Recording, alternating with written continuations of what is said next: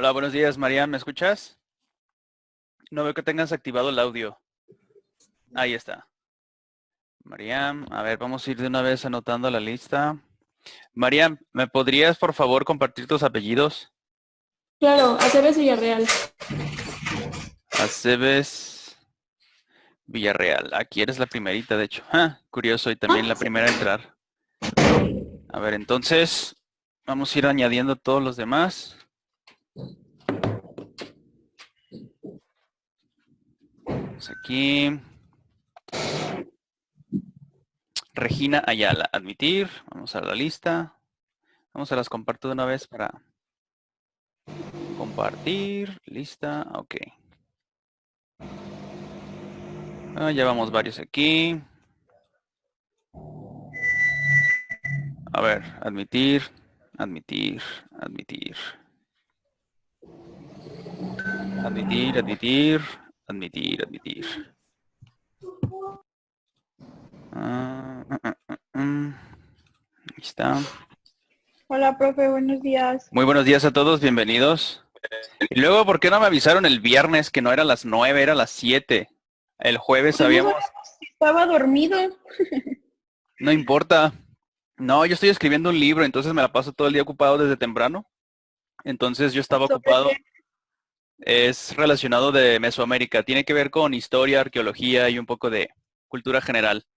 Pero bueno, el Qué caso es padre. que yo estaba supuestamente en el entendido de que iba a ser a las 9 de la mañana. Entonces ya cuando les puse, creo que a las mismas 9 en punto el enlace, y ya fue cuando me avisaron. No, profe, creo que hubo una confusión, que porque hoy nos toca no sé qué. Y yo, canijo, ya revisé posteriormente pues en el muro de coordinación y ya pues efectivamente la clase sí correspondía hasta a las 7 de la mañana, que era la primera. Pero no importa, Profe, digo, ¿qué porque una significa vez. el cero y el uno? ¿Perdón? ¿Qué significan los números el cero?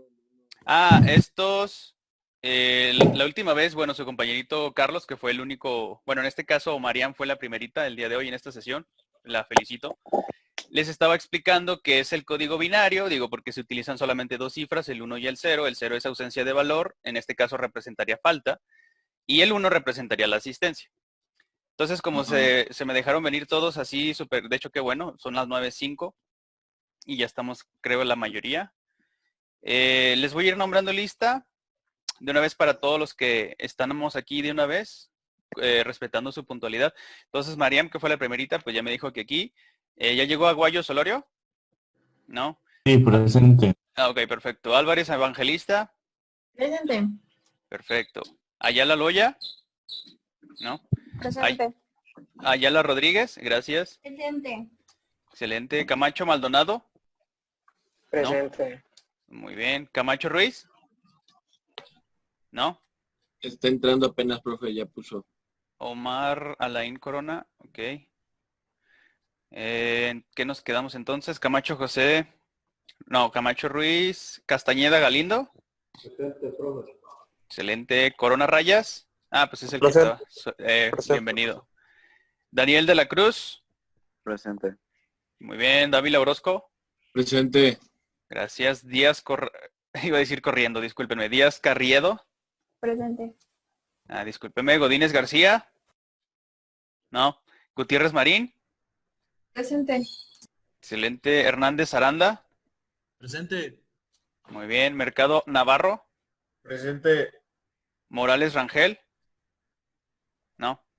Moreno Regalado, Presente. gracias. Pérez González, Presente.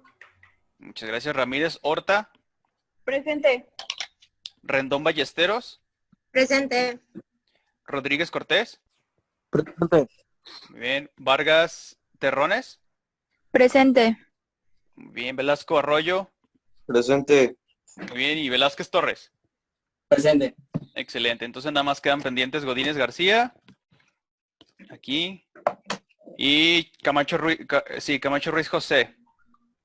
Entonces, por si los pueden contactar, mandarles un mensaje o algo, avisarles de que ya comenzamos, porque ya faltan 3 minutos antes de las 9 de las 10, perdón, 9 de la mañana, 10 minutos, para que no se les vaya a considerar como falta.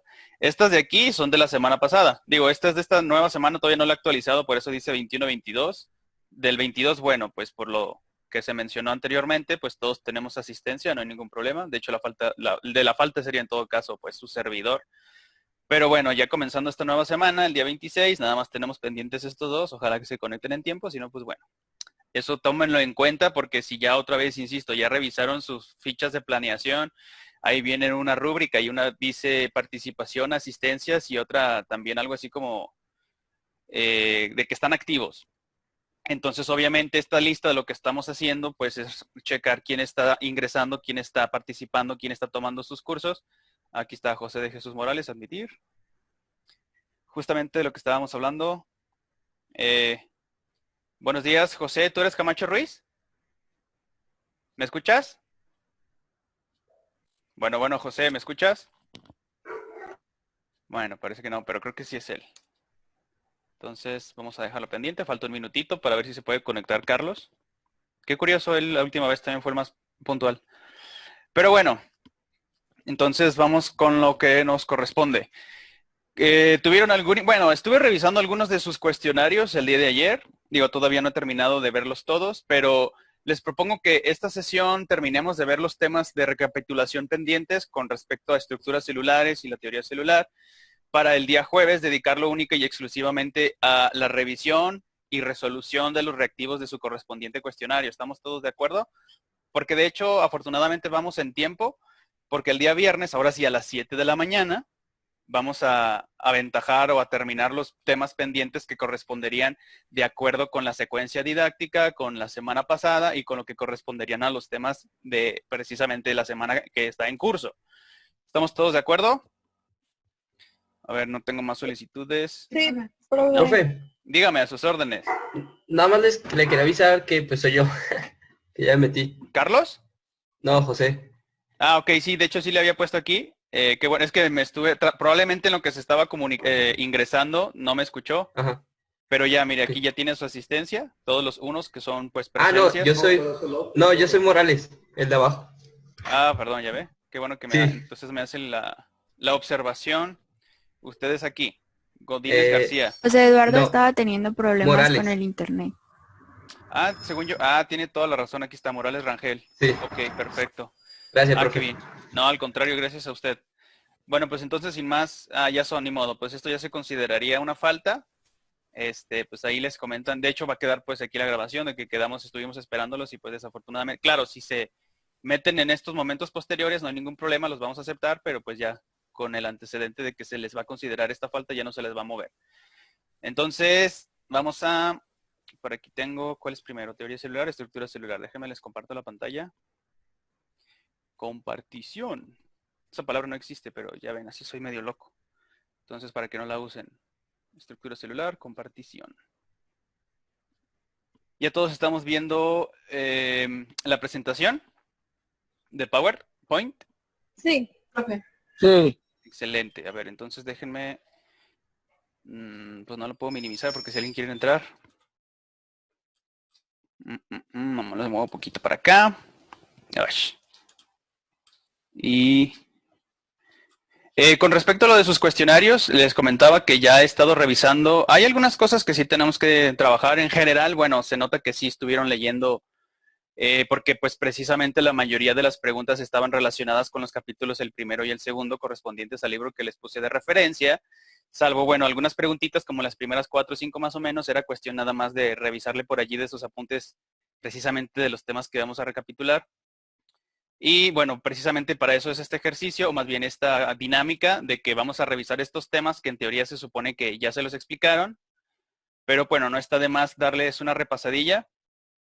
Y para que de esta información que se va a estar compartiendo, pues ustedes también vayan complementando el cuestionario, que por ahí pues algunas respuestas estaban incompletas o me las dejaron sin contestar, o realmente, pues no es que estén incorrectas, pero pues como que no va tanto por allí.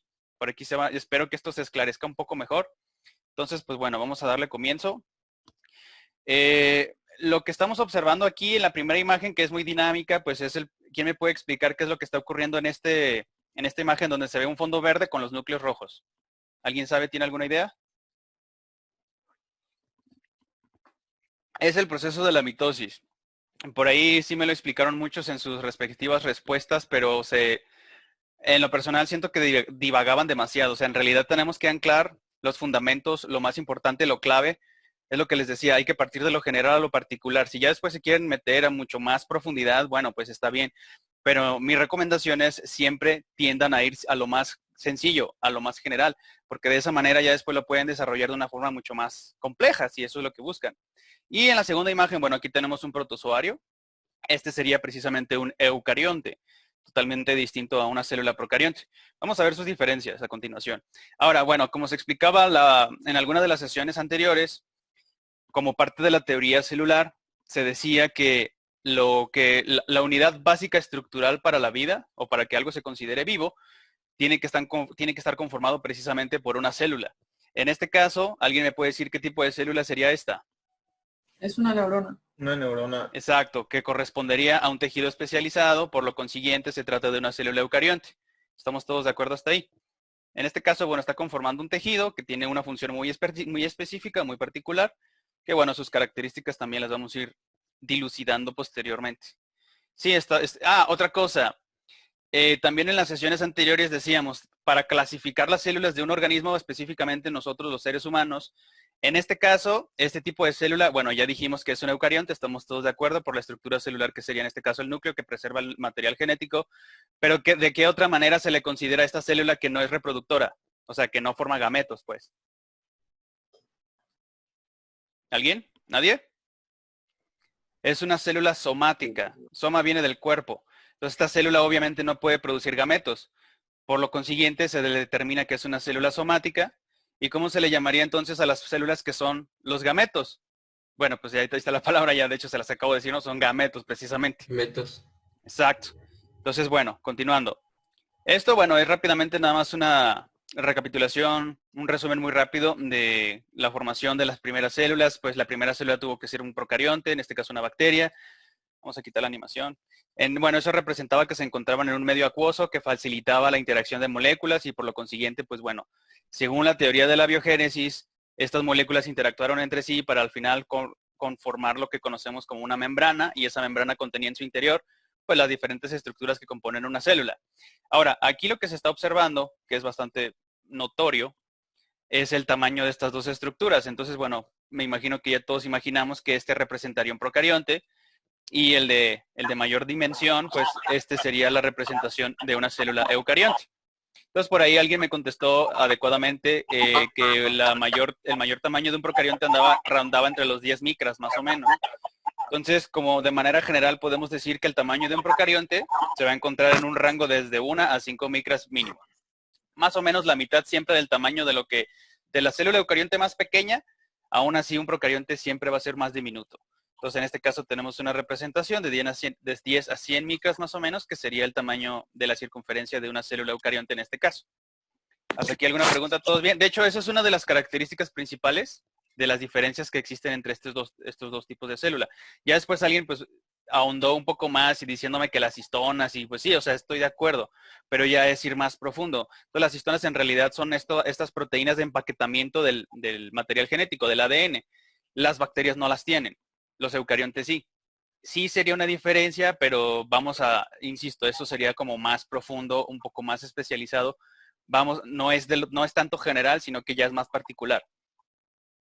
La segunda diferencia más obvia o más característica, vamos a decir, propiamente, la primera es, bueno, que los procariontes, como pues ya todos me lo estuvieron diciendo recurrentemente, que estoy de acuerdo, el material genético se encuentra disperso en el citoplasma, es decir, no existe ninguna estructura celular que lo mantenga o que lo proteja. Entonces, es muy sencillo, por lo tanto su nombre de ahí deriva, procarionte, o sea, no tiene núcleo, es predecesor del núcleo. En el caso de su contraparte, o en este caso de las células eucariontes, es verdadero. Entonces, ahora sí, donde se presenta la estructura de un núcleo verdadero. Su principal función consiste principalmente en eso, en proteger el material genético de la célula, que es el material más importante.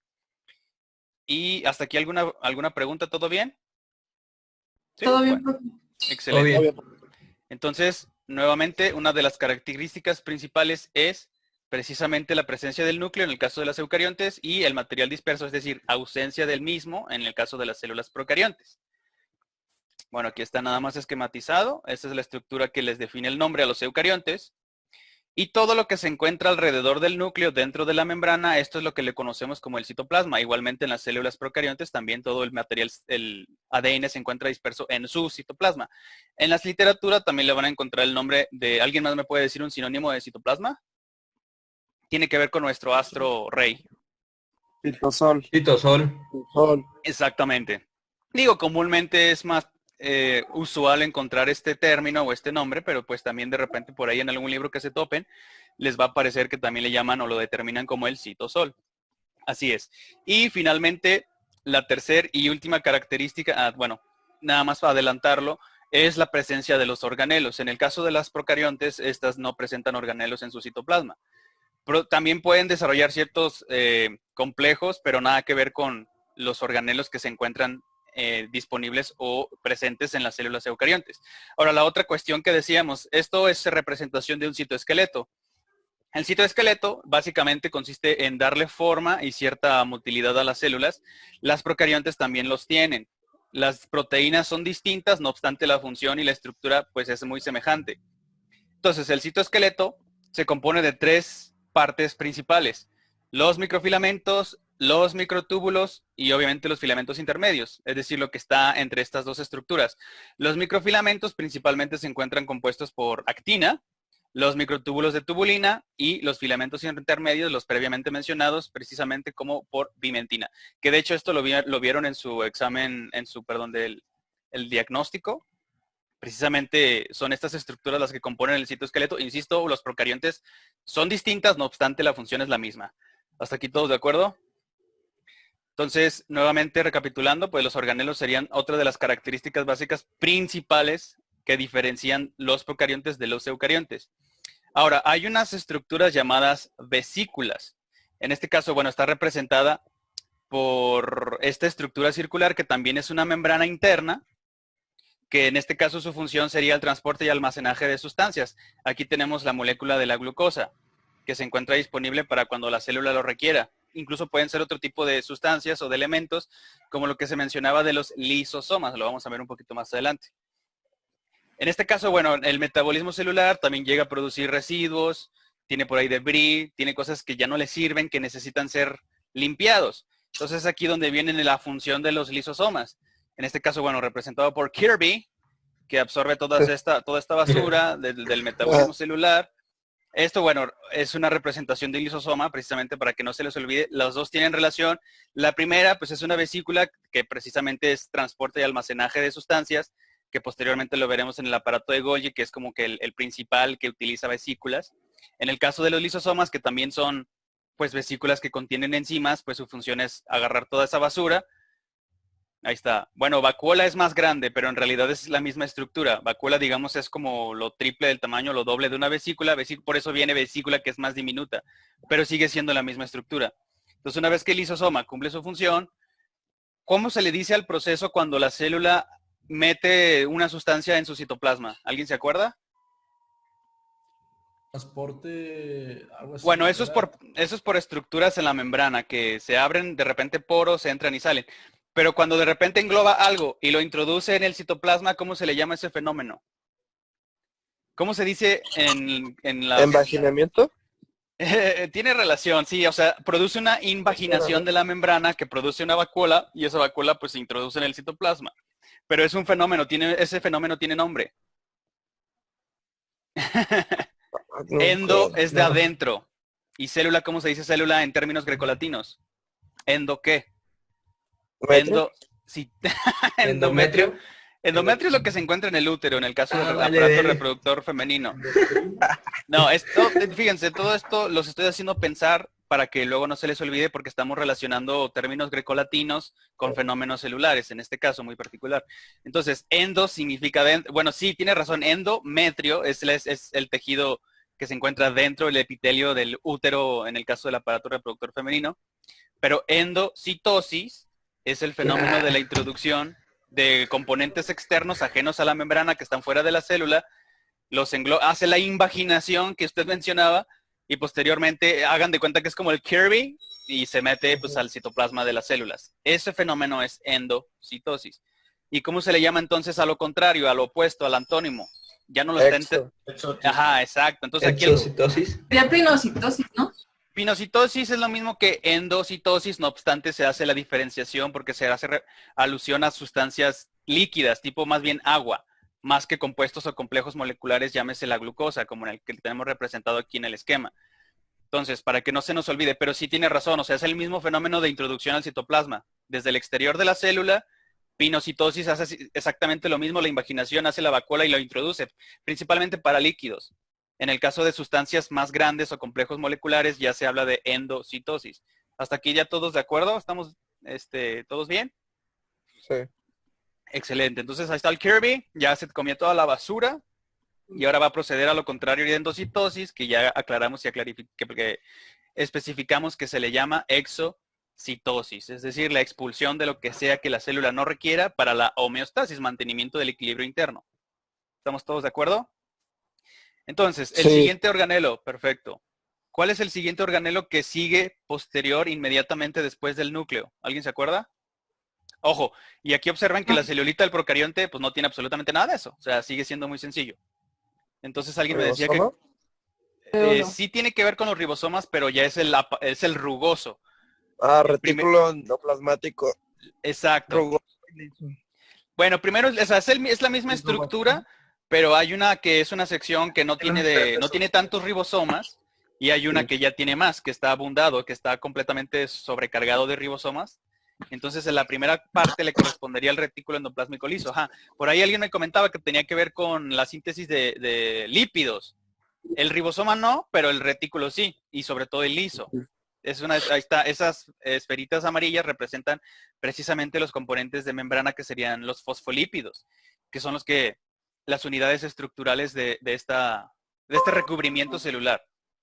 Entonces, inmediatamente después, de acuerdo aquí con nuestro esquema, sigue el retículo endoplasmático rugoso, que como ya hemos aclarado, pues sí, precisamente se le llama de esa manera porque tiene todo este montón de ribosomas adosados en su superficie. Ahora, ¿cuál era la función del ribosoma? ¿Se acuerdan? Las proteínas, algo así, ¿no? Sí, ya ven qué bueno que estamos haciendo estas recapitulaciones.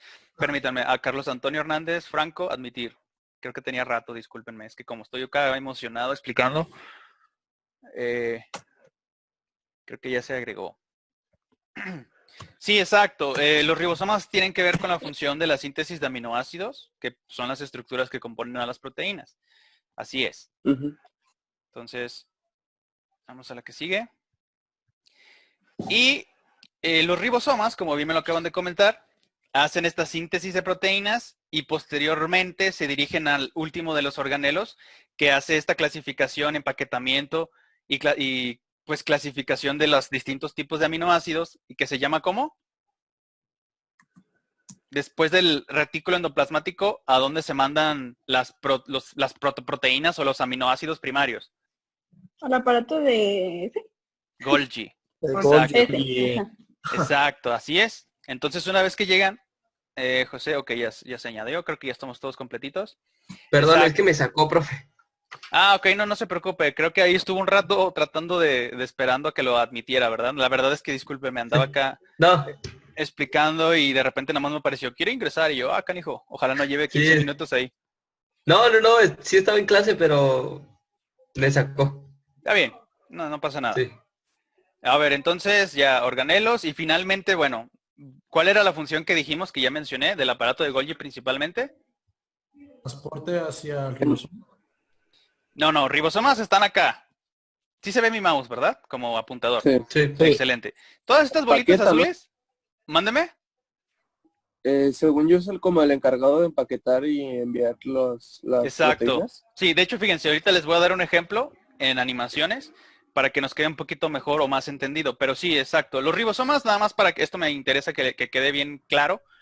Entonces, recapitulando, tenemos la membrana nuclear, que ya mencionamos que su principal función pues, es el almacenaje, protección del material genético, que es de donde se va a obtener la materia o la información para la síntesis de los aminoácidos. Después del núcleo tenemos el retículo endoplasmático liso, porque está desprovisto, vamos a decir, de ribosomas. Y la segunda sección, el lado A y el lado B, por decirlo de una forma didáctica, ya está completamente repleto de ribosomas, que son la subunidad menor y mayor, que son las encargadas de la síntesis de los aminoácidos, decodificando la información de los nucleótidos, que son la unidad estructural del ADN. Por eso es importante que diferenciemos cada una de estas estructuras químicas. Eso es lo que el otro día les decía, bueno, ¿y qué es un nucleótido? Entonces ya creo que nos queda mejor o más entendido que se hace referencia, digo, no únicamente, pero la principal es la unidad estructural del ácido desoxirribonucleico. ¿Hasta aquí todos de acuerdo? Que son las 4 bases principales: adenina, que se junta con timina, la citosina, que se junta con guanina. Hasta ahí creo que todos de acuerdo, ¿verdad?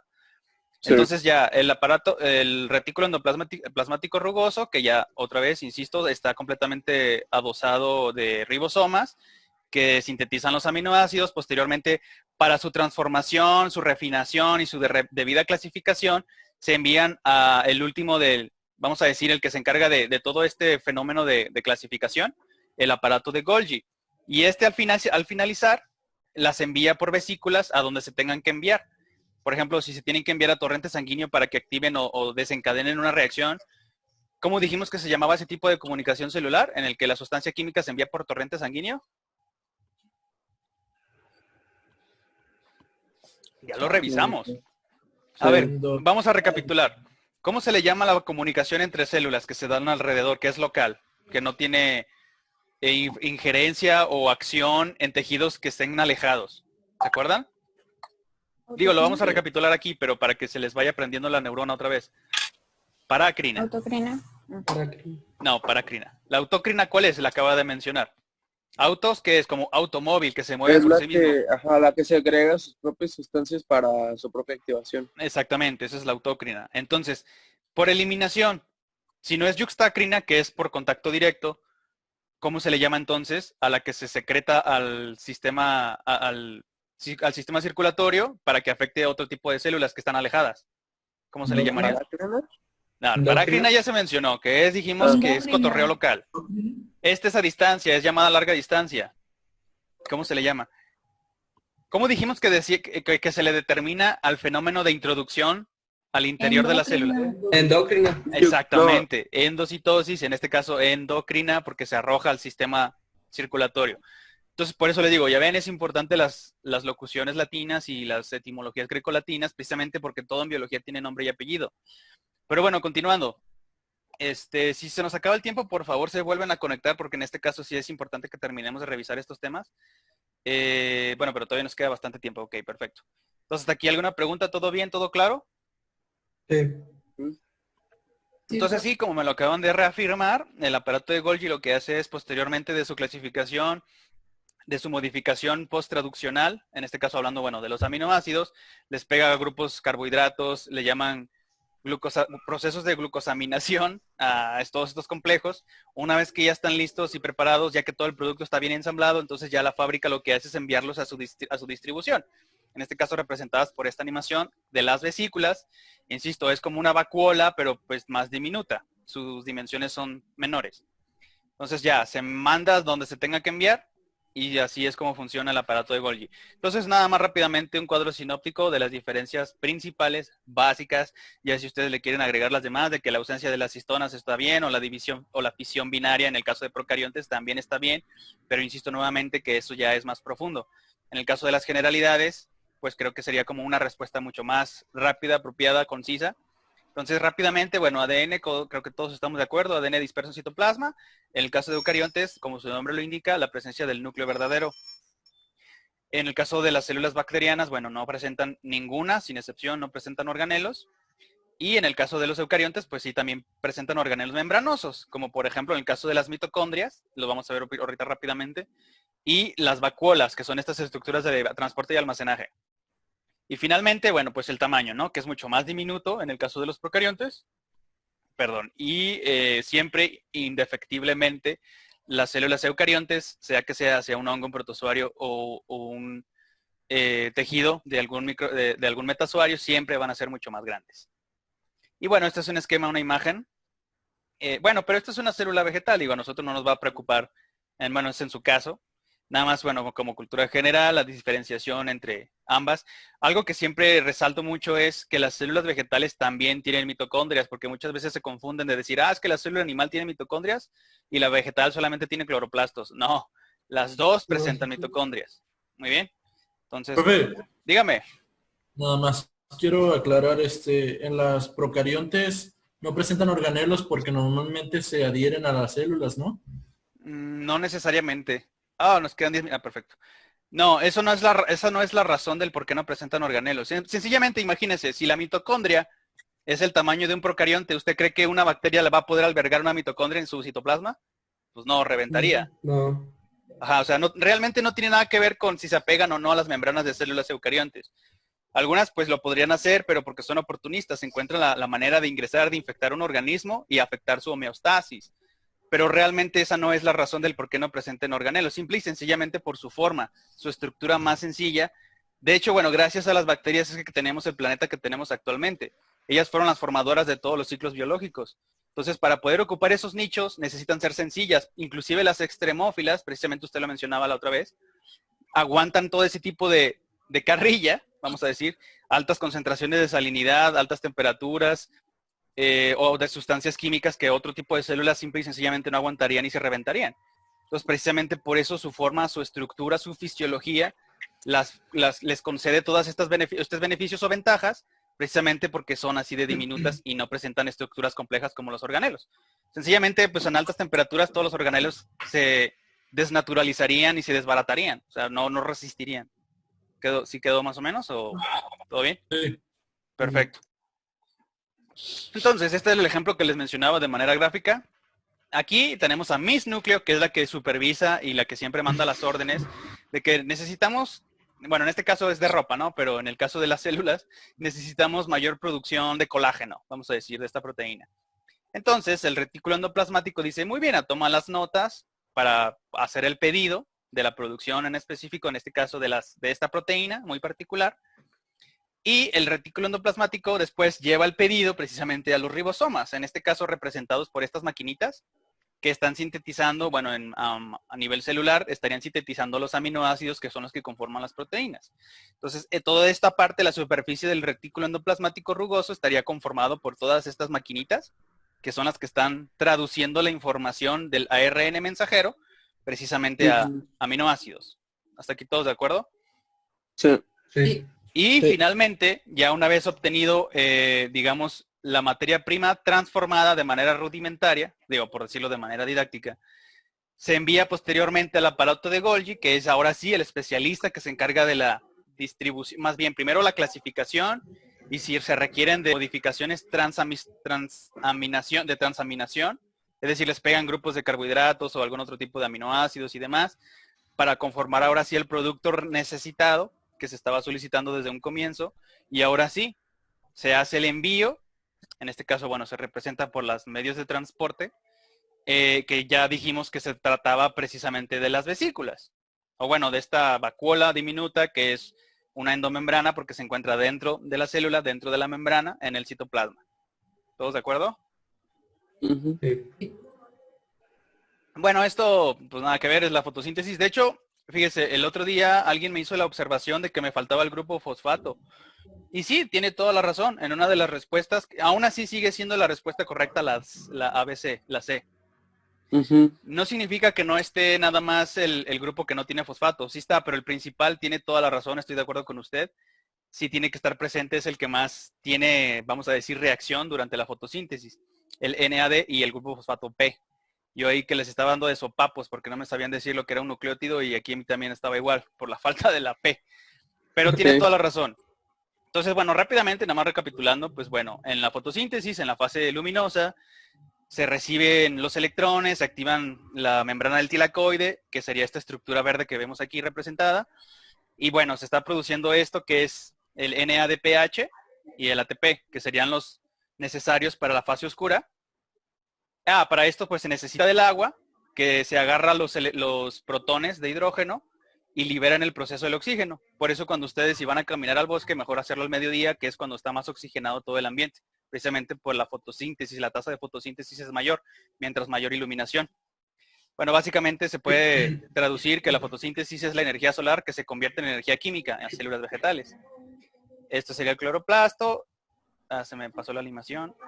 Ahí está. Entonces el solecito en el transcurso del día, pues se va haciendo mediodía, posteriormente el ocaso, el atardecer, y llega la noche, que es donde comienza entonces ahora sí la fase oscura. Ya tenemos aquí la fase lunar. Bueno, la fase lunar dura 29 días y medio, es decir, desde luna nueva que no se ve hasta luna llena que se ve completa, hasta otra vez a cuarto decreciente y así. Entonces en la noche es lo que le conocemos como el ciclo de Calvin, donde interviene muchísimo la molécula del CO2, el dióxido de carbono. ¿Para qué? Para la formación de carbohidratos, es decir, la glucosa. Entonces aquí, ahí está, se representa por esta figura. Entonces constantemente se está bombeando, entran por los estomas. Los estomas son las aperturas que tienen las células vegetales para permitir el ingreso de la molécula del dióxido de carbono, y con los que se produjeron en la fase luminosa, que en este caso sería el NADPH y el ATP. Entonces ahora sí, en el ciclo de Calvin, pues ahí se empieza la producción de carbohidratos. Esto nada más digo como cultura general, no es necesario que se lo aprendan. Bueno, este es un videito rápido de la fotosíntesis, como para que quede un poquito más, vamos, entendido. Y pues básicamente está el sol, está enviando la luz, y las células vegetales pues la transforman en energía química, y necesita del agua para agarrar aceptor ahí está el CO2, las moléculas de dióxido de carbono, agarra el agua, y con estos elementos utiliza la formación para la formación de los carbohidratos. Y ya pues la utiliza para obtención de diferentes compuestos. Y lo que libera en el proceso pues es el oxígeno, que es lo que nosotros respiramos para la fosforilación oxidativa.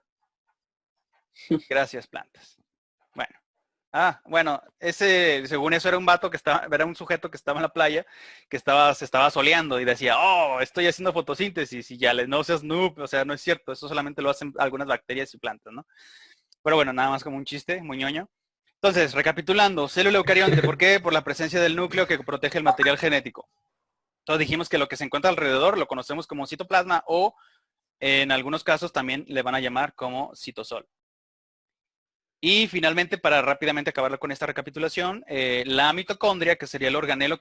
¿Para qué sirve la mitocondria? Que dijimos tenía el tamaño de una bacteria, que de acuerdo con la teoría de la endosimbiosis, esta fue asimilada en el proterozoico, en uno de los eones del principio de la vida, en el planeta Tierra, para hacer una asociación y que los dos sobrevivieran, tanto la eucarionte como la procarionte, y de ahí se obtuvo la mitocondria. Nos quedan 3 minutitos, ¿les parece si acabamos esta sesión y se vuelven a conectar para terminar con el repaso? Para que luego no de repente se corte así y ya nos quedamos así como medios atontados. Bueno, yo pues, porque de repente Andaka se cierra y ya me quedé a media idea. Y quedas.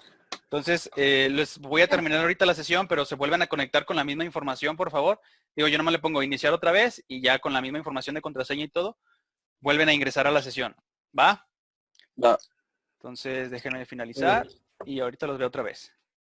Bueno, hola, buenos días, bienvenidos otra vez a la segunda sesión. A ver, déjenme terminar de admitir a todos los demás. Admitir.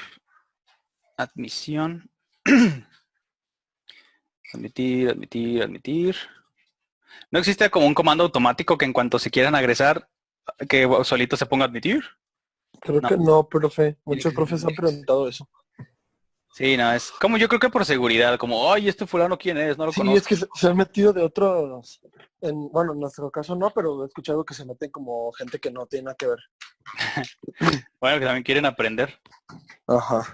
Digo, se supone que ustedes tienen la exclusividad precisamente porque pues, son estudiantes. Pero pues hay algunos vivos.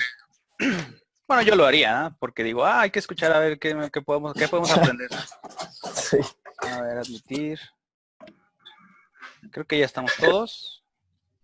18. Pues faltan varios, pero a sus órdenes. Usted que es biólogo, ¿Sí? ¿cree que un niño en el periodo embrionario, o sea, se le pone música clásica, si hay más estímulos? ¿Hay mayor estimulación? Sí, de hecho, ¿O es cierto. más inteligente? No sé si más inteligente, pero mientras más armonioso es mejor. Sí puede llegar a tener un impacto positivo en cuanto a su desenvolvimiento cognitivo. Esto más que nada por las vibraciones. Imagínense, por eso cuando se hacen por ejemplo, rituales nativoamericanos, cuando se hacen los tambores, lo que están emulando es el latido del corazón. Entonces, cuando uno está en gestación, lo primero que escuchamos es la vibración del latido de nuestras madres. Entonces, al momento de hacer nosotros, bueno, en este tipo de rituales, lo que se está tratando de evocar es a la madre tierra, o sea, de que pues estas vibraciones, estos latidos que son la representación de la percusión del tambor. Entonces sí, para contestar a su pregunta, imagínense, si escuchamos el latir de nuestras madres, ¿qué no será entonces una pieza de música clásica o cualquier otro tipo, o inclusive un instrumento musical, una arpa o lo que sea, que esté tomando que esté produciendo una melodía? Esas vibraciones impactan, imagínense, estamos rodeados de agua, todas las vibraciones se amplifican o son más rápidas en un medio acuoso, 25 veces más rápidas que en el aire. Entonces toda esa vibración, toda esa conmoción, vamos a decir, en cuestión vibratoria, por supuesto que afecta a los sentidos que están en desarrollo de un embrión o de un feto, dependiendo del estadio, en cualquiera de todos, desde la fecundación hasta el alumbramiento. Todas las vibraciones que reciba desde el exterior son estímulos que van a estar, por supuesto, que afectando su desarrollo. Así que sí, contestando de manera sucinta, sí les beneficia si ustedes ponen ahí que música clásica, que algo que sea sobre todo como para armonizar. Digo, porque si les pone rock y cosas así muy agresivas, pues ahí yo creo que va a tener un efecto negativo, contraproducente a lo que usted está buscando. ¿Estamos de acuerdo? Gracias. Sí, profe, gracias. Entonces, a ver aquí, compartir. Ya todos estamos observando entonces la mitocondria. A ver. Apenas está cargando. Listo. Ya. Ok, perfecto. Creo que ya estamos todos. Somos 23, sí. Me faltaron nada más los dos que dijimos que quedaron con faltita, pero bueno. Ahí luego si pueden decirles que la grabación va a estar disponible, pues a ver si se... Andrea Ayala, admitir. Ahí está, 24. Bueno, perfecto. Entonces ya estamos nuevamente todos. Gracias por su participación y bienvenidos nuevamente. Entonces, para concluir con el tema de las estructuras celulares, vamos a recapitular rápidamente. A ver, déjenme mover esto para acá. La mitocondria, que sería uno de los organelos principales necesarios para el funcionamiento de la homeostasis, precisamente porque, ¿cuál es la función de la mitocondria? ¿Alguien me puede decir? Síntesis de ATP. Sí, exacto. Podemos decir que es la planta energética de la célula, donde se obtiene toda la energía necesaria para todos los procesos celulares. Así es, estamos todos de acuerdo. Bueno, estoy de acuerdo. Es la encargada de la síntesis de la molécula del ATP. El ATP es un nucleótido. ¿Por qué? Porque es una base de adenosina. Entonces, esta base es la aceptora de moléculas de grupos fosfato, que es la que se encarga para activar o iniciar o desencadenar todo un proceso celular. ¿Estamos todos de acuerdo? Entonces, ahí está. Todos están de acuerdo, tienen razón, es la que sintetiza las moléculas de ATP, por lo que ya se mencionó previamente para esta razón. Y bueno, la síntesis de ATP, nada más recapitulando rápidamente, se puede dividir en tres fases principales. La primera, que sería la glucólisis, el ciclo de Krebs y la fosforilación oxidativa, que es propiamente la fase en donde se sintetizan estas moléculas. Entonces, bueno, la glucólisis ocurre en el citoplasma, es precisamente ya la molécula de carbohidrato, de glucosa, se parte a la mitad y forma piruvatos. Estos piruvatos pues ingresan en la matriz mitocondrial, ahí está el piruvato, y entran a la mitocondria de manera muy generalizada. Las estructuras de la mitocondria se compone por la membrana externa, la membrana interna y la matriz mitocondrial, que es precisamente donde queremos obtener los productos para que nos van a servir posteriormente en la fosforilación oxidativa. Entonces, una vez en la matriz mitocondrial le tenemos el piruvato, se descarboxila, forma CO2. Por eso nosotros cuando estamos respirando, lo que estamos exhalando siempre es dióxido de carbono, precisamente porque son los residuos del proceso de la formación del ATP en la mitocondria. Entonces, bueno, ya la siempre presente coenzima A. Digo, esto nada más rápidamente, no es necesario que se lo memoricen porque tampoco no tiene que ver con la fisiología de los temas de nuestro curso, pero creo que les funciona para recapitular lo que se supone que ya les explicaron. Entonces, bueno, ya se descarboxila, forma el CO2. En este proceso del ciclo de Krebs, principalmente se obtienen estos compuestos, el ATP, el NADH y el FADH, que son los intermediarios que nos van a facilitar o nos van a servir para la síntesis de ATP en la fosforilación oxidativa. Entonces, esta es la representación de la mitocondria, la membrana externa, la membrana interna, y dentro, donde está el azul claro, sería la matriz mitocondrial. Estos engranes representan el ciclo de Krebs, donde nos están produciendo tanto el CO2, el dióxido de carbono, como los intermediarios que van a ser los necesarios para la síntesis de las moléculas de ATP. Entonces ya otra vez se descarboxila, se forma el dióxido de carbono, tenemos el ATP, se va para las reacciones celulares, y los intermediarios FADH y la NADH activan los canales de la membrana para que Básicamente lo que ocurre es una despolarización. Necesitamos bombear los protones de hidrógeno al exterior de la matriz mitocondrial para que se vuelva una carga contraria a la que se encuentra en el interior de la matriz mitocondrial, para que finalmente con una enzima, que es la ATP sintetasa, este gradiente de concentración empieza a bombear precisamente la ATP sintetasa para la síntesis de las moléculas de ATP. Esto de manera general, nada más explicado rápidamente. Y es aquí donde se obtiene las 32, las 36 moléculas, bueno, contando ya la glucólisis desde el citoplasma hasta el interior de la matriz mitocondrial, que en este caso sería la fosforilación oxidativa. ¿Hasta aquí todos de acuerdo? ¿Todos bien? Sí. Entonces, ya... 36, ¿verdad? Perdón, no escuché. 36. Así es. A ver, entonces... y ya aquí, bueno, es la clasificación de las células, ya en los 5 reinos. Primero empezamos con los 3 dominios. De hecho, bueno, esto lo vimos en su examen diagnóstico, que tendríamos a las arqueas, a las eubacterias y a los eucariontes. Ya creo que nos quedó perfectamente bien claro las diferencias entre bacteria y eucarionte. Nada más en bacterias, bueno, tenemos las arqueas, como nos comentaba su compañero Luis, que son las que soportan más ambientes extremófilos, extremos. Y las eubacterias, pues ya son las que se encargaron de desarrollar todos los sistemas biológicos que tenemos actualmente en el planeta. Posteriormente, pues ya con las condiciones apropiadas, se desarrollaron los eucariontes y después hubo diferenciación de tejidos, ya se existieron los metazoarios y los animales y nosotros. Entonces, ya en los eucariontes tenemos otros 4, vamos a decir, principales divisiones, que serían los protozoarios, los hongos, las plantas y nosotros que correspondemos al reino de los animales. Entonces, esos son 5 reinos, 1, 2, 3, 4, y las bacterias. Pero los dominios, bueno, diferencian las bacterias, las arqueas, las y los eucariontes. ¿Hasta aquí todos de acuerdo? Esto nada más como recapitulación también para que nos quede claro. Por eso les decía, eucariontes son muchas cosas, no nada más cuando les pregunté qué es un eucarionte, pues somos nosotros. Pues sí, pero no solamente somos nosotros, son todos estos. ¿Ok? Y luego, bueno, ya entrando con lo de la diferenciación de los tejidos, estamos entonces refiriéndonos a los organismos pluricelulares, es decir, los que ya están compuestos por muchos distintos tipos de células. Entonces, esto es completamente sintetizado las características básicas fundamentales de los metazoarios, es decir, ergo pluricelulares. Entonces, número 1, la más obvia de todas, ¿no? Están formados por tejidos. Digo, eso nos tiene que quedar muy claro. Número 2, tienen tejidos especializados, porque puede haber unos que son tejidos muy sencillos, es tipo esponjas de mar, que no están diferenciados del todo. Por lo consiguiente, pues sí es un tejido, pero para metazoario, es decir, ya un ser pluricelular como nosotros, tenemos tejidos especializados, como el de la primera imagen, que todos me contestaron bien que era una neurona, y ahora todos estamos de acuerdo que el tejido nervioso pues es especializado y fundamental de los 4 que componen a los tejidos de los organismos. Y finalmente, estos tejidos especializados conforman órganos que tienen una función específica para la manutención de la homeostasis, y estos órganos conforman sistemas. Sistema respiratorio, sistema digestivo, sistema circulatorio, etcétera.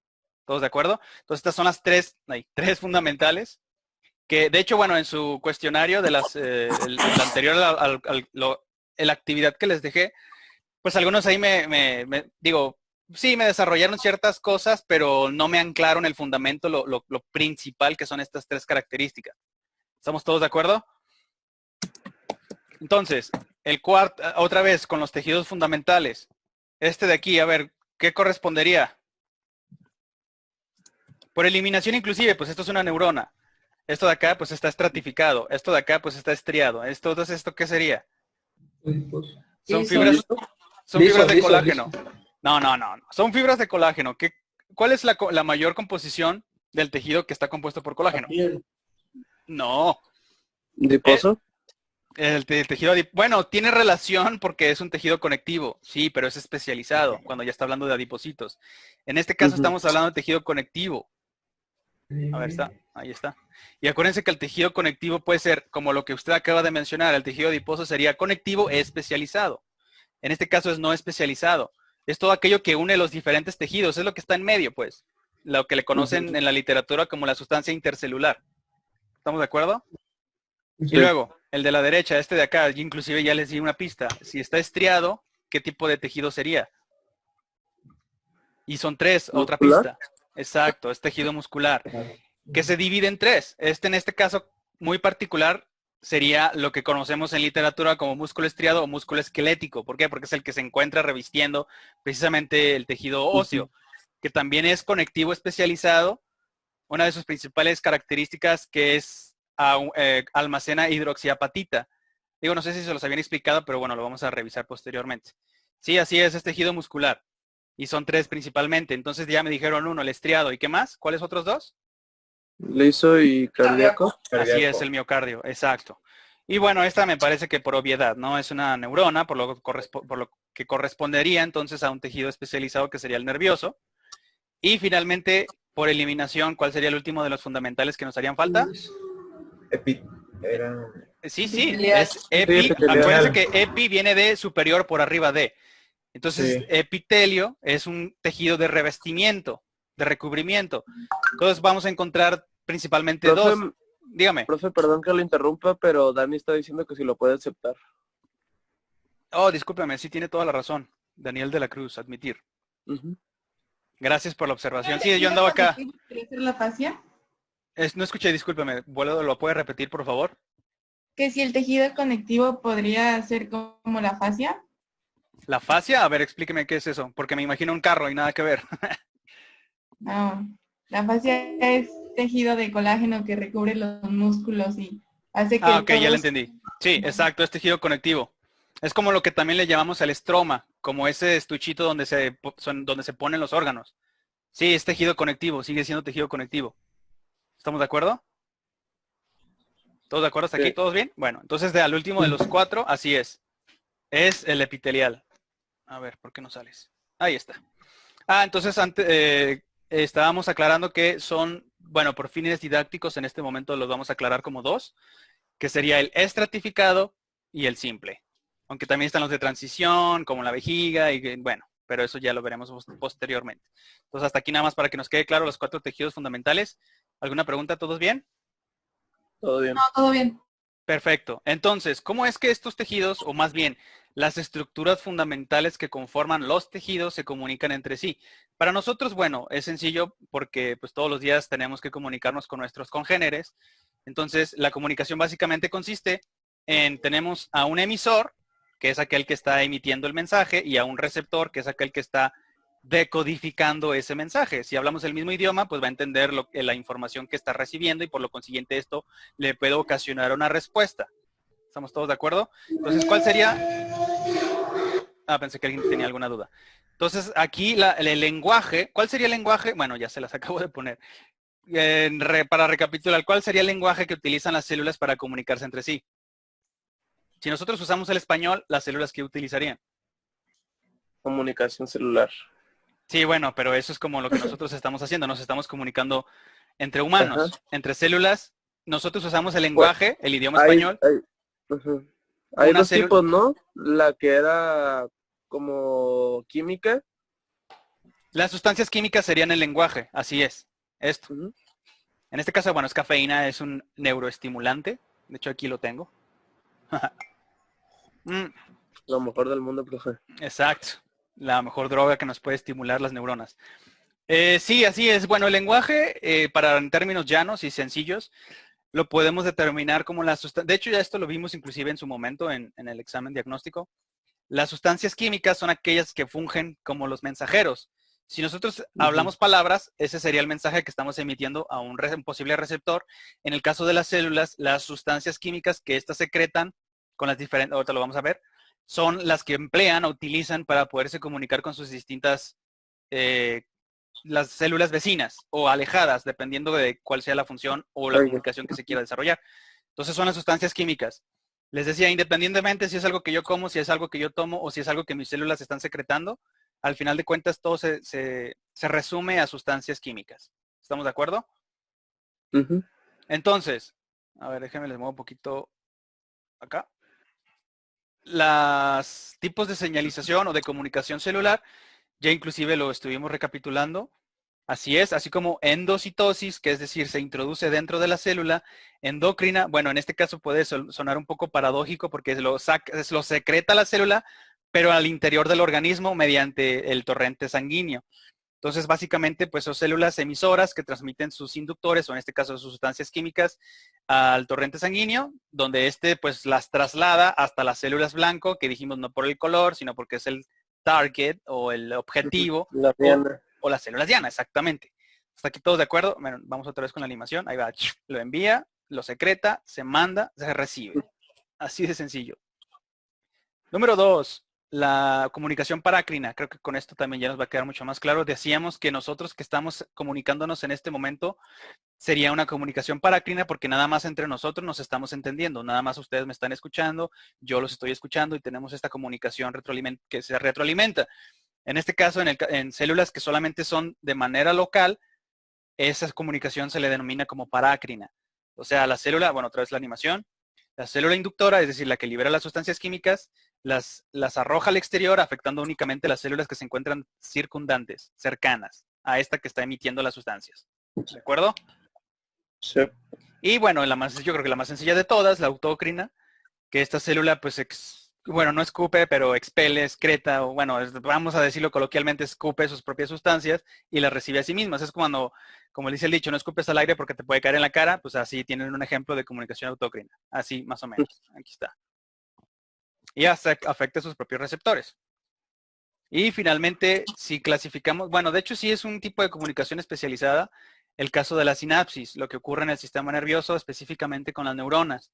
Entonces, bueno, aquí tenemos el esquema de la célula presináptica, es decir, la que emite los neurotransmisores, el espacio sináptico, que es el donde se liberan y después posteriormente afectan la membrana o los receptores de la célula postsináptica, y esto es a lo que conocemos como sinapsis. Básicamente, bueno, se produce únicamente en las neuronas. Y finalmente, la yuxtacrina, que es la que mencionábamos, que se produce mediante comunicación directa. En este caso, bueno, tenemos el ejemplo, podríamos decir, de un linfocito, una natural killer, llega y activa los receptores de la membrana que está activando, y dependiendo si tiene o no una infección o algo, pues la destruye, tiene lisis. Entonces, básicamente sucede por contacto directo de la célula inductora, en este caso representada por la del cuadrito, y el ligando que se adhiere a la membrana de la célula receptora, y dependiendo la señalización la puede destruir o depende. Por ejemplo, para determinar si una célula es cancerosa o no, porque las células cancerosas siempre pierden una identidad. Los receptores de membrana los cambian y cuando llega este linfocito y saber quién eres, identifícate y no muestra sus credenciales, pues la destruyen. Así funciona también nuestro sistema inmune. ¿Estamos todos de acuerdo? Bueno, esto ya lo demás es más complejo, son comunicaciones intracelulares, esto no hay necesidad. Y hasta aquí, ¿alguna pregunta? ¿Todo bien? Sí, todo bien. Entonces vamos a pasar a, dígame, a sus órdenes.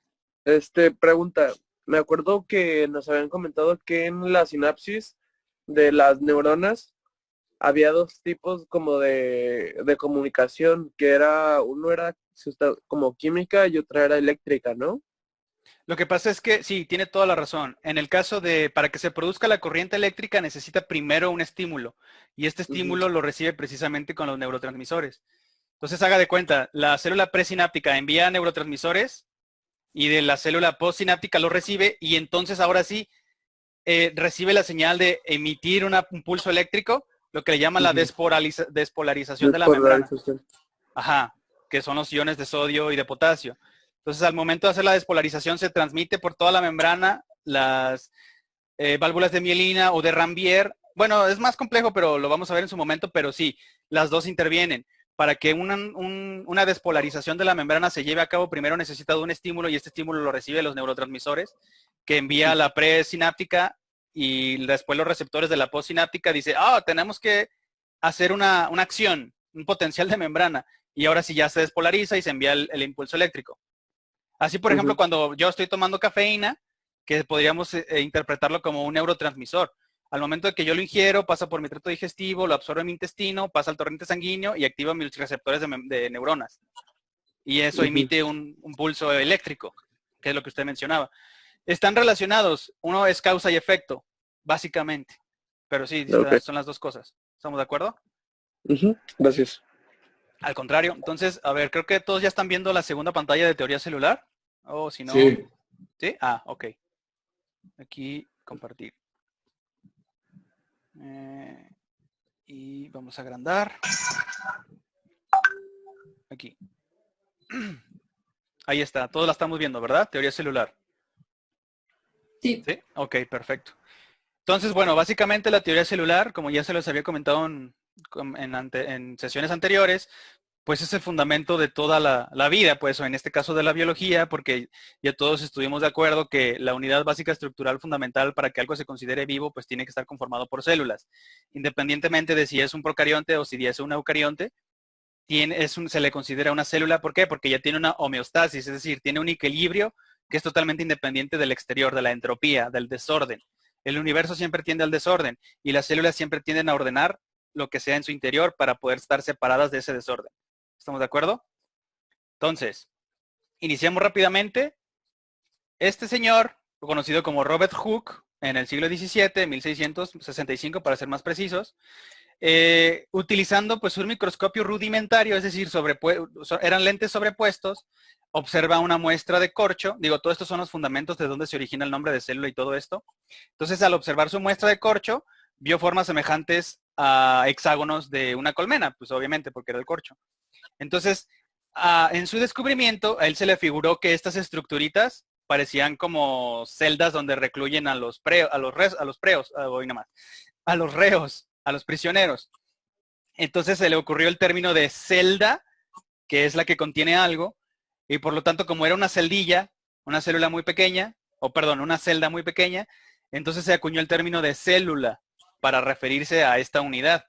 Ya posteriormente nosotros utilizamos celular para referirnos a los móviles, a los teléfonos que son inalámbricos. ¿Por qué? Porque es una unidad que nos permite comunicarnos con otro tipo de celulares y bueno, pues eso ya está hablar de tecnología, pero el término en sí se refiere a estas estructuras, estas unidades que Robert Hooke observó en su momento en el siglo XVII y desde entonces ya se vino utilizando el término célula para referirnos a estas estructuras microscópicas. ¿Estamos de acuerdo? Posteriormente, de hecho, si leyeron su capítulo número 2 del libro de embriología, se dieron cuenta que Leeuwenhoek, que era un holandés, fue el primero en observar espermatozoides en un microscopio con su compatriota Arnheim. No me acuerdo de su nombre, pero sí apellido es Arnheim. Pero sí, bueno, Anton van Leeuwenhoek fue el primero en observar los gametos masculinos conocidos como espermatozoides y utilizando este tipo de microscopio fue el primero en hacer determinación de los protozoarios o de células eucariontes, que empezó a hacer observación de muchísimas cosas. Entonces él se dio cuenta que existe todo un mundo desconocido, microscópico, del cual éramos totalmente ignorantes hasta el descubrimiento del microscopio. En este caso, todas estas pues son solo las células eucariontes. Este sería un rotífero, en realidad este ya sería un ser multicelular, muy sencillo, pero ya tiene diferenciación de tejidos. En este caso, este sería un protozoario y este sería un hongo, que no está aceptado. Bueno, eso ya es micología, pero pues en el final de cuentas son células eucariontes. ¿Todos de acuerdo? Luego, acuérdense que la teoría de la generación espontánea se encontraba muy vigente. Duró muchísimos siglos, desde los pensadores clásicos griegos hasta que en el Renacimiento con Francesco Redi, a él se le ocurrió hacer un experimento muy sencillo para determinar si existía o no esta idea de la generación espontánea, que básicamente consistía en decir que cuando las condiciones son apropiadas, la vida se genera a sí misma de la nada. Digo, lo mismo dice también la teoría de la biogénesis, pues porque la Tierra ya tenía las condiciones, apareció la célula, ¿no? Digo, bueno, eso ya es una apreciación personal, para mí eso es generación espontánea, pero nada más con factor tiempo distendido. Pero bueno, eso ya son temas de discusión posterior. Entonces, en este caso, bueno, Pancho Redi, lo que se le ocurrió, perdón, bueno, para que no se les olvide, Panchito Redi, lo único que hizo es muy conocido por el hecho de que dijo, bueno, vamos a hacer el experimento de poner una carne, sabemos que si pasa el tiempo y no se aprovecha, pues se pudre. Y aparecen gusanos y huele mal y demás. Entonces lo único que se le ocurrió hacer, muy sencillo, poner dos objetos dos muestras de carne, una encerrada en un objeto que estaba aislado del exterior y una que estaba completamente a la intemperie. Y pues lo obvio fue lo que ocurrió. La que se encontraba en la intemperie, pues las mosquitas llegaron, hicieron su festín. Ay, creo que no se ve. Ahí. Pusieron sus larvas y obviamente aparecieron los gusanos. Mientras que el trozo de carne que se mantuvo aislado de todo el sistema exterior, pues siempre se mantuvo, claro, se estuvo pudriendo por efecto de las bacterias, en ese momento todavía no las conocían, pero pudo demostrar que la generación espontánea hasta cierto punto era falsa. No del todo la pudo refutar porque se siguió pudriendo esta carne, pero no obstante ya no le salieron gusanos. Entonces eso fue, digamos, un precedente para asentar que la generación espontánea en realidad pues no era real. Y luego, este es importante, Javier Bichacht, En el siglo XVIII, porque para que empiece el siglo XIX es 1801, en este caso a final del siglo XVIII, postula la primera definición del tejido, que es lo que les comentaba que es como la más sencilla. Simple y sencillamente él dijo, y en sus propias palabras, son un conjunto de células con forma y función semejantes. Ahí está, para que luego no se les olvide. Entonces dijimos que son un conjunto de células, recapitulando, yendo desde lo general a lo particular. Para que algo se considere vivo, primeramente tiene que estar conformado por células. De hecho, es otro de los postulados que ahorita vamos a revisar con estos alemanes. Entonces, el tejido no es más que un cúmulo de células con forma y función semejantes, tal y cual así fue como lo definió Bichat, y hasta la actualidad sigue vigente porque es cierto, o sea, por más que le des vueltas al asunto y lo maquilles, sigue siendo el mismo concepto, conjunto de células con forma y función semejantes. ¿Hasta aquí todos de acuerdo? Sí. Entonces llega un alemán, Theodor Schwann, ahí me adelanté, y en el siglo XIX, 1839 para ser precisos, decreta el primer postulado de la teoría celular. Básicamente lo que él dice es lo que estábamos nosotros recapitulando, de que todo ser vivo se encuentra formado por células. Por lo tanto, son las unidades estructurales fundamentales para la vida. Es lo que nos dijo este alemán, que de hecho también sigue vigente, pues precisamente conforma uno de los postulados de la teoría celular. Todo esto lo podemos resumir en lo que dijimos en un comienzo, que todos los seres vivos, o para que algo se considere vivo, tiene que estar conformado por la estructura célula. Lo que dijimos que desde Robert Hooke, que le llamó que era una celda, una estructura que contenía algo, pues la célula es la unidad estructural de la vida. De acuerdo con Theodor Schwann. Entonces, un compatriota, digo, no sé si le gustaba la cannabis o no, pero bueno, aquí para que no se les olvide cómo estaba fumando, pues ahí está, ¿no? Jacob Schleiden, también siglo XIX, 1839, decreta el segundo postulado de la teoría celular, junto con su compatriota Theodor Schwann. Entonces, lo que él nos dice es la unidad fisiológica fundamental. Todos los procesos necesarios para que un organismo viva ocurran dentro de las células. Básicamente lo que nos está diciendo es la homeostasis. Para que se produzca la homeostasis de cualquier ser vivo, se requiere de la célula. Todos los procesos celulares, es decir, homeostasis, ocurren en la dentro de la membrana, en lo que conocemos como el citoplasma o el citosol. ¿Estamos todos de acuerdo? Y también sigue vigente, pues precisamente por eso es de las leyes fundamentales de la teoría celular. Y finalmente, el famosísimo omnicélula e célula, que también es de un médico alemán, que es Virchow, Rudolf Virchow. Decreta el tercer postulado y el fundamental de la teoría celular con el axioma o adagio o el dicho, que todavía consiste hasta la actualidad, omnicélula es célula en latín, que toda célula proviene de otra célula, básicamente. Todas las células provienen de otra. Y para nosotros sería como que la célula no se origina por generación espontánea, sino que se originó a partir de otra preexistente. ¿Estamos todos de acuerdo? Ese es el omnicélula es célula. Y, sí, ya vamos a acabar, no te preocupes. Es que me salió un mensaje de que, ¡ay, te falta sabe qué! Ok, Virchow, gracias por tu aportación. Y llegamos a Louis Pasteur, que se le considera la época dorada de la microbiología porque ya se tenían muchos avances en cuestión de observación de microscopía óptica, y se le atribuye que desarrolló la primera vacuna, y él fue el que refutó de manera definitiva la idea de la generación espontánea con el experimento de los matraces con el cuello de cisne. Entonces él calentó un caldo nutritivo hasta el grado de que hirviera para que se mantuviera estéril, y posteriormente lo que hizo fue modificar la entrada de este matraz para que el aire no pudiera llegar y alcanzar este líquido nutritivo. Entonces dejó otro en el que rompió esta entrada, y al ingresar el aire pues se contaminó, se llenó de moho y de bacterias, mientras que el que se mantenía intacto en su entrada ya no estaba putrefacto, o sea, se mantenía intacto totalmente el caldo nutritivo. De esta manera él determinó que el aire es un vector que contiene muchísimas esporas y demás, que es la que produce estas contaminaciones o que prevalezcan los microbios en condiciones favorables para que se puedan desarrollar. ¿Y alguien sabe cuál fue la vacuna que desarrolló? ¿A cuál se le atribuye? La de la rabia. Fue la primera vacuna que desarrolló en la historia Louis Pasteur. Por eso se le considera el padre de la microbiología, inclusive. Y finalmente tenemos a un hispano, a un español, precisamente, Santiago Ramón y Cajal, a principios del siglo XX, 1906, que él ya unifica todos los tejidos del cuerpo, es decir, toda la diferenciación que tenemos presentes en nuestros organismos mediante su doctrina de la neurona. que fue gracias a las tinciones de pues Camillo Golgi, que fue un italiano, precisamente de ahí viene el aparato de Golgi, en honor al nombre de este italiano, fue que gracias a sus investigaciones ganaron el premio Nobel, pues sí, básicamente por las tinciones de nitrato de plata de Camillo Golgi. Pero ya fue con Ramón y Cajal que se establece ahora sí el fundamento de la teoría celular, de que dijimos, primero, todo lo que se considera vivo está conformado por células. Para que todos los procesos celulares que llamamos homeostasis se lleven a cabo, se requiere de células. Y finalmente, todos los organismos o todos los metazoarios están conformados, la tercera sería el omnicélula e-célula, que es decir, todas las células provienen de otra preexistente. Y la unificación, bueno, de que todos los seres vivos estamos conformados por tejidos, como nos dijo Bichat, que son un conjunto de células con forma y función semejante, para que finalmente aclaremos todos de que somos un compilado, un conjunto de trillones y trillones de células que conforman a un organismo para mantener la homeostasis independiente de la entropía. ¿Estamos todos de acuerdo? Pues aquí finalizamos entonces con el repaso. Déjenme regresar para acá. Acabamos perfectamente bien en tiempo.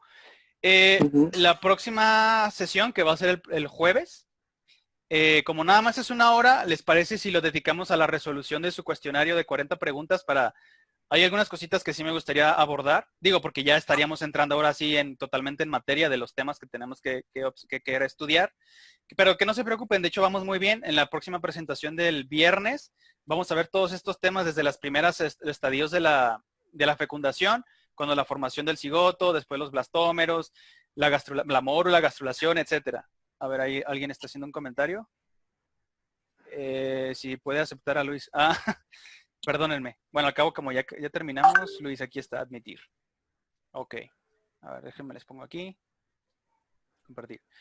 Entonces, recapitulando, ¿alguna pregunta con los temas que hemos estudiado hasta el momento? Que se supone, bueno, son repaso. Yo creo que les ayudó muchísimo para, si algo que tenían por ahí no bien cimentado, pues les quede más establecido, más sólido.